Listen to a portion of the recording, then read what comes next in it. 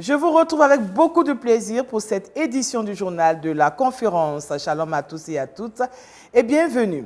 L'actualité de l'Église méthodiste unique Côte d'Ivoire, c'est la tenue des assises de la 19e conférence annuelle ordinaire qui a démarré depuis le mardi 12 mars 2024 dans le district de Grand Bassam. Hier jeudi 14 mars, les délégués pasteurs et laïcs ont participé à la session plénière, rencontre qui a été marquée par le message épiscopal du bishop Benjamin Boni, président de la conférence annuelle de l'Église méthodiste unique Côte d'Ivoire. Faisons le point avec Raphaël Dompé. À la faveur de la 19e conférence annuelle ordinaire de l'Église méthodiste unique Côte d'Ivoire au Temple Saint-Esprit de Beaunois, le bishop Benjamin Boni, président de la conférence annuelle de l'Église méthodiste unique Côte d'Ivoire, s'est adressé au peuple de Dieu. Plusieurs questions concernant la vie de l'Église ont été abordées dans son adresse. Le président de l'Église a fait le bilan des actions menées par l'Église méthodiste unique Côte d'Ivoire, non sans se pencher sur la situation actuelle de sa communauté. Aussi s'est-il prononcé sur les assises de la conférence générale de l'Église méthodiste unie du monde, prévue du 23 avril au 3 mai 2024 à Charlotte, en Caroline du Nord, aux États-Unis. Une conférence à laquelle la Côte d'Ivoire prendra part avec 32 délégués et 6 suppléants. Le bishop a clarifié la position de l'Église méthodiste unique Côte d'Ivoire face à l'homosexualité. Sur la base de Lévitique 18, 22, Matthieu 19, Romains 1, 18, et sur la base de notre culture africaine, nous nous opposons à l'homosexualité sous toutes ses formes. La prochaine conférence centrale du 5 au 8 décembre 2024 avec comme point majeur à l'ordre du jour l'élection des bishops des églises membres de la conférence centrale. En ce qui concerne la Côte d'Ivoire, le jeudi 5 septembre 2024, nous aurons notre conférence extraordinaire élective au jubilé de Cocody. Nous appelons toute la communauté méthodiste de Côte d'Ivoire à demeurer dans le silence et dans la prière. Soyons confiants que Dieu reste le maître absolu de son Église. Le président de l'Église méthodiste unique Côte d'Ivoire est revenu sur le thème de l'année, à savoir évangéliser en tout temps et en tout lieu. Thème autour duquel le cabinet du bishop et le comité scientifique travailleront à sortir un document d'édification pour l'orientation de toute l'Église. L'évangélisation est une œuvre pérenne. En choisissant ce thème, nous voulons inviter toute l'Église à développer des stratégies d'évangélisation innovantes et adaptées à divers contextes sociaux et culturels et à former les fidèles pour être des témoins de Christ partout et en tout temps dans la continuité de notre mission apostolique. Main dans la main, évangélisons la Côte d'Ivoire et par-delà ses frontières, l'Afrique et le monde. D'autres réflexions ont porté sur les projets majeurs de l'Église, l'insertion des jeunes et la vision missionnaire de l'EMUCI qui est de gagner des âmes à Christ. Les pasteurs et laïcs de l'Église méthodiste unique Côte d'Ivoire sont invités à mutualiser leurs efforts pour faire perpétuer les bases d'une Église forte et proactive en Côte d'Ivoire et dans le monde. Cette adresse du bishop a été fort appréciée par l'assistance qui était constituée essentiellement des délégués pasteurs et laïcs. En voici quelques réactions. Bien vrai qu'on a besoin de la grâce de Dieu, mais on a besoin aussi de la vision de l'Église pour pouvoir atteindre nos objectifs. On rend grâce à Dieu et on espère qu'au sortir d'ici, on pourra relayer les directives qu'on aura reçues pour réellement gagner des âmes à Dieu. L'existence de l'Église, c'est pour le salut des perdus. Et une Église qui existe et qui ne fait pas de mission elle n'a pas sa raison d'être. Donc nous croyons que le message est bienvenu pour encourager toutes les églises et surtout l'appel qu'il a lancé à toutes les églises, à tous les districts de s'organiser pour des programmes d'évangélisation. Nous croyons que c'est vraiment une très bonne idée et nous voulons surtout encourager les districts à adhérer à cette idée-là et à se mettre au travail. Nous croyons que le message du premier responsable de l'église vient répondre à tout ce constat-là. Donc à nous de nous lever et de nous mettre au travail par la grâce du Seigneur. Concernant le message du bishop, nous sommes vraiment heureux de savoir que l'évangélisation préoccupe le bishop et préoccupe l'église. La tâche est immense, le champ est vaste. Nous appelons tous les méthodistes à soutenir cette vision du bishop. C'est avec beaucoup d'intérêt que j'ai suivi le message épiscopal. Nous avons parcouru des rapports des districts. Ces rapports ont traduit la vie de l'Église aussi bien à Abidjan qu'à l'intérieur du pays. À ce niveau du déroulement des travaux de la conférence, nous pensons que les délégués ont été édifiés et sont rassurés de la suite de la vie de l'Église. Nous savons que l'Église est dans ce monde pour accompagner le monde par sa lumière qui est l'évangile de Dieu. Et il y a beaucoup de choses à retenir. Bishop est en train de tracer beaucoup de sillons en tant que quelqu'un qui a l'amour de l'Église. Et l'Église est en marche, c'est une Église dynamique. Nous bénissons Dieu pour tout ce qui s'est passé. Pour une meilleure couverture des travaux de la 19e conférence annuelle ordinaire, la Direction générale de la communication de l'Église méthodiste unie Côte d'Ivoire a déployé les grands moyens. Tous les organes de presse, au nombre desquels la Voix de l'Espérance, le journal Écho de l'Espérance et la télévision méthodiste Espérance TV ont été mobilisés. On fait un tour d'horizon avec Emmanuel Abalé.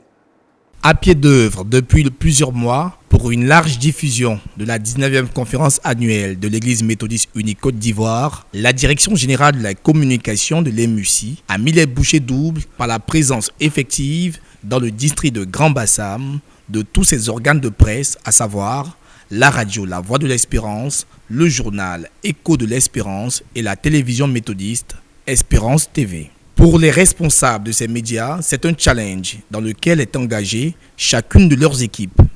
Contrairement à ce que nous avions l'habitude de faire, la Voix de l'Espérance a délocalisé, même on peut le dire, un studio pour permettre à tous nos bien-aimés de Grand Bassam de suivre dans les moindres détails l'évolution de cette conférence. Toutes ces émissions que les auditeurs suivent en ce moment, pour la plupart de ces émissions, les émissions sont en direct et ça nous permet, et ça permet aussi à tous les auditeurs qui ne sont pas ici avec nous à Bassam de suivre à temps réel les assises de cette 19e conférence annuelle ordinaire de l'Église méthodiste unie Côte d'Ivoire. Écho de l'Espérance est là pour couvrir la conférence. Et le dimanche, comme nous le disons, c'est l'apothéose. Toute l'équipe sera déployée. Nous savons qu'il y a une consécration des pasteurs le dimanche. Alors nous allons faire un gros plan sur les différents pasteurs qui seront consacrés. Nous lançons l'appel. Nous permettons de lancer l'appel à tous les délégués et à toute l'Église que de déjà retenir leur numéro parce que ça sera un numéro qui sera différent des autres numéros qu'ils ont connus parce que ce sera un numéro important où toutes les résolutions de la conférence seront dans ce numéro spécial.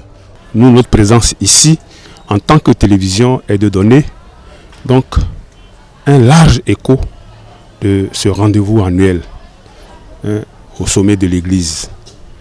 Et notre démarche s'inscrit dans ce cadre-là. Nous continuons déjà de faire la sensibilisation sur le net pour que les uns et les autres soient davantage informés dans les moindres détails de tout ce qui se passe ici. Donc que tous ceux qui nous suivent et à qui nous donnons l'information au quotidien continuent de nous suivre. Madame Régine Talmas-Taïro, directrice générale de la communication, fait le bilan de la stratégie adoptée pour cette 19e conférence.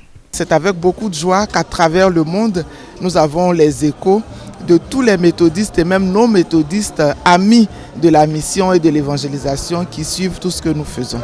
Les médias sont donc là pour prendre leur part Et véritablement, nous sommes à pied d'œuvre pour que vous voyez en live tout ce qui se fait ici. Et c'est pour nous le lieu de dire merci au district de Grand Bassam qui effectivement a pris les choses à bras le corps pour permettre aux médias de pouvoir travailler sereinement. Et nous bénissons le Seigneur pour cela. Que ce soit en streaming, en édition spéciale, en émission en direct, en podcast, les médias méthodistes n'ont pas lésiné sur les moyens pour informer le peuple méthodiste et le monde entier en continu sur les travaux de la 19e conférence annuelle de l'EMUCI. En dehors des travaux de réflexion de la 19e conférence, plusieurs autres activités se tiennent sur le site du temple Saint-Esprit de Beaunois. Des petits commerces se sont développés. La commission santé et sécurité sont elles aussi à pied d'œuvre. Raphaël Dompé a fait une incursion. Tandis que les assises de la 19e conférence annuelle ordinaire de l'Église méthodiste unie Côte d'Ivoire se déroulent dans une ambiance fraternelle, il se développe autour de cette importante réunion un petit commerce. La cour du temple de l'Église méthodiste unie Saint-Esprit s'est muée en un véritable petit marché d'articles. Les affaires vont bon train, en témoignent certains commerçants. Nous sommes venus avec plusieurs articles, à savoir les pagnes, les gloires à Dieu, composé des livres des prédicateurs, livres blancs, livres bleus, tous les livres que l'Église a besoin pour son instruction. On espère que les délégués puissent avoir les moyens pour pouvoir faire leurs achats parce que d'ici, ils vont dans leurs différents districts. Les délégués se sont transformés en clients pour l'occasion. À quelques pas de ce lieu, le service santé est mis en place pour faciliter les premiers soins et les éventuels cas d'urgence. Concernant la commission santé, il faut dire que c'est une très très bonne chose. Et chaque fois qu'il y a eu une rencontre comme celle-ci, il faut que la commission santé ait sa place. S'asseoir du matin au soir et répéter au lendemain jusqu'à ce qu'on fasse les 5 jours, c'est très stressant. Une fois que j'ai été bien reçu. Tout est calme, il y a la politesse, il y a le sérieux. Ce matin, je fais un tour ici, au niveau de la clinique, pour faire quelques vérifications. Et tout s'est bien passé. Et je voudrais inviter tous les délégués pasteurs laïcs à faire un tour pour s'assurer que tout va bien. Nous assurons ici l'aspect médical. Il y a 2 volets. Il y a l'aspect prévention, avec les bilans qui se font dehors pour les patients. Et il y a la prise en charge des cas d'urgence. Et c'est ce que nous assurons ici. Voilà, donc depuis le début, par la grâce de Dieu, vraiment tout se déroule bien. Nous avons reçu plus d'une quarantaine de patients. Nous avons eu 2 ou 3 cas de paludisme sévère, mais que nous avons pu gérer sans problème. Nous avons le soutien de l'hôpital général de Beaunois qui a mis à notre disposition une ambulance, donc qui nous permet éventuellement d'évacuer les cas qui nous dépassent. Du point de vue de la restauration, un service d'accueil et un service traiteur travaillent en synergie afin de mettre à la disposition des délégués des repas variés tout au long de ces assises. L'organisation des femmes du circuit de Beaunois est heureuse de s'occuper des pasteurs et laïcs de la conférence de l'Église méthodiste unie.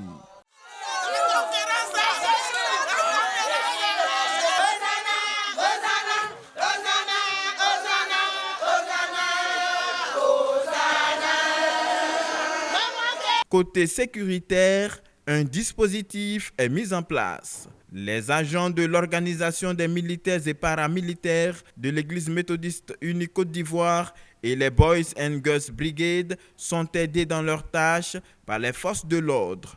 Tout est mis en œuvre pour la bonne tenue des assises en toute quiétude. Une rencontre qui s'achèvera le dimanche 17 mars 2024 par un culte au temple Saint-Esprit de Beaunois avec la consécration de nouveaux pasteurs.